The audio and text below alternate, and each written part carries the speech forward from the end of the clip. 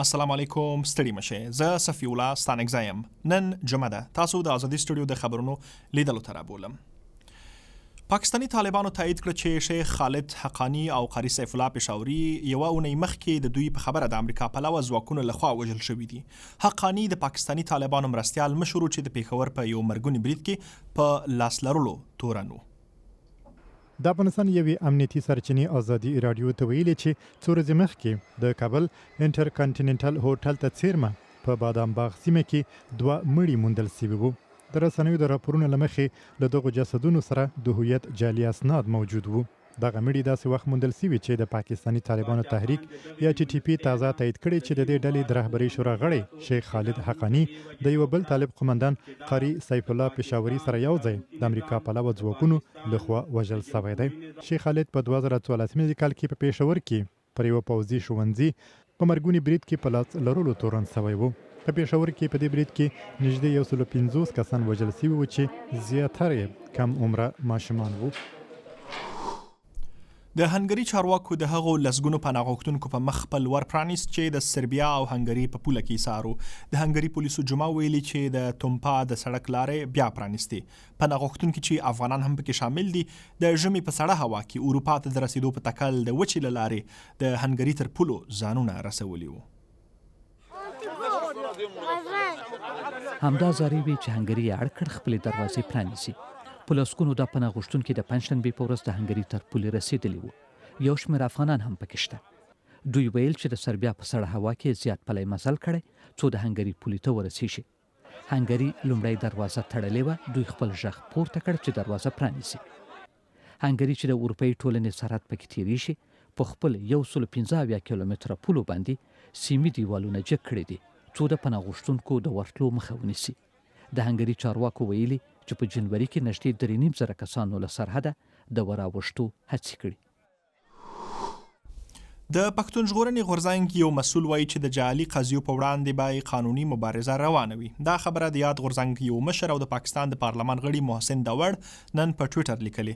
د پښتون ژغورنې غورځنګ مشر منظور احمد پښتین او څو نور نږدې ملګري د پاکستان د قوانینو د ماتولو او په ادارو د تورونو د لګولو په قضیه کې بندیان شوي دي. د مشال رادیو ایډیټر داود خټک په دې اړه له موږ سره نور معلومات شریکوي. خټک صاحب، په دیر اسماعیل خان کې د منظور پښتین د بندي کېدو څو ورځې وتلي دي او د قضیې پرمختګ څه دی؟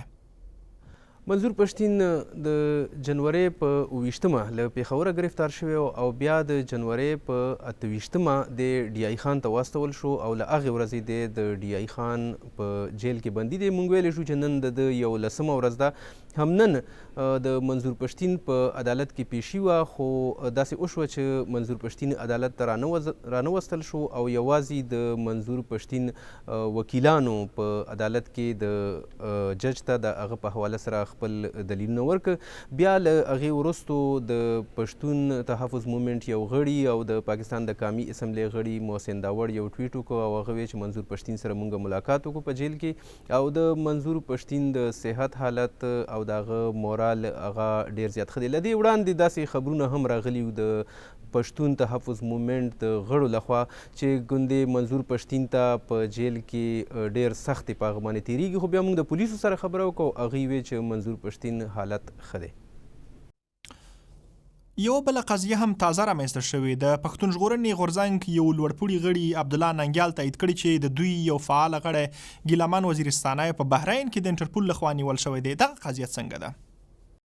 او بالکل ګیلمن مسید چې یادېږي دا په بحرین کې او د عبدالله ننګیال یو ټویټ شوی دی، یو هیشټیګ هم د هغه په نوم باندې جوړ شوی دی چې ګیلمن دی ډیپورټ کیږي نه پاکستان ته او هغه په سوشل میډیا لګیا دی، په خصوصي توګه په ټویټر باندې په هغې باندې ډېر لوی بحث روان دی. خو موږ چې په خپل سر باندې کومه هڅه وکړه چې د پاکستان د حکومت سره تماس ونیسو یا نو هغې طرف نه هېڅ داسې بیان نه دی راغلی چې دا د پاکستان په وینا باندې ګرفتاره شوی دی.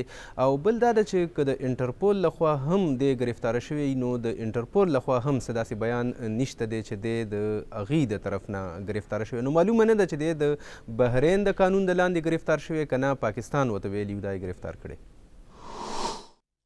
د کرونا وایروس له امله د وژل شویو خلکو شمېر له 613 اوښتی. په دې وایرس د اخته کسانو شمېر هم نږدې 110,000 ته رسېدلی. په جاپان کې بیا 1 کسان چې په یو کښتۍ کې دي تازه په دې وایرس اخته شوي دي. د کښتۍ نن د جاپان په یوکاهاما ساحلونو کې لنګر اچولی دی. په زرګونو مسافرین لري چې له 2 اونیو قرنطین سره مخامخ دي. په دې کښتۍ کې د جاپان د حکومت په خبره لږ تر لږه 1 کسان په کرونا وایرس اخته شوي. دا بیا د لیوین لیانګ عکس دی. هغه چینایي ډاکټر چې لومړی وار یې د کرونا وایرس د نښو په اړه خبرداری ورکړی وو. خپله هم په دې وایرس اخته شوی وو او بالاخره یې ساه ورکړه. د چین ووهان ښار د دې وایرس اصلي سرچینه ګڼل کیږي.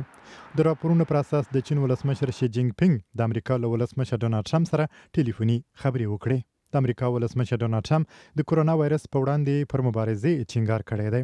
د کرونا وایرس له کبله د مړو شمیر مخ په زیاتېدو دی. تر اوسه څه باندې 610 کسان مړه شوي دي. نږدې 1,000 کسان ورباندې اخته شوي دي. د ډلهییزو وادونو خبرونه خو مو کله کله لیدلي او اوریدلي. دا ځل بیا د همدغو ډلهییزو وادونو په سلسله کې کوریایانو لوی مراسم نیولي وو. 6,000 جوړو ته واده جوړ شوی وو. نور په راپور کې. د جنوبي کوریا د پلازمینې سیول شمال ختیځ کې ډلهییز واده له دغو ګڼ کسان کلیسا او مور او پلار سره آشنا کړي دي. د جمعې ورځې دغه لوی محفل ته د نړۍ له بېلابېلو سیمو څخه څه باندې 18,000 میلمانه ورغلي وو. دا کلیسا چې په 1954 کال کې جوړه سوې د خپلو لارویانو لپاره ډلهییز ودونه نیسي. ځینو بیا د واده په ورځ هم ماسکونه لګولي وو د کرونا د ویروس له بیرې. ځکه جنوبي کوریا کې هم تر اوسه څه باندې 24 کسان په دې ویروس اخته شوي دي. مننه کوم چې ازادي سټوډیو مو وکتله. د خبرونه د ازادي راډیو په ویب پاڼې، فیسبوک پاڼې او یوټیوب چینل کتلی شئ. تربیه.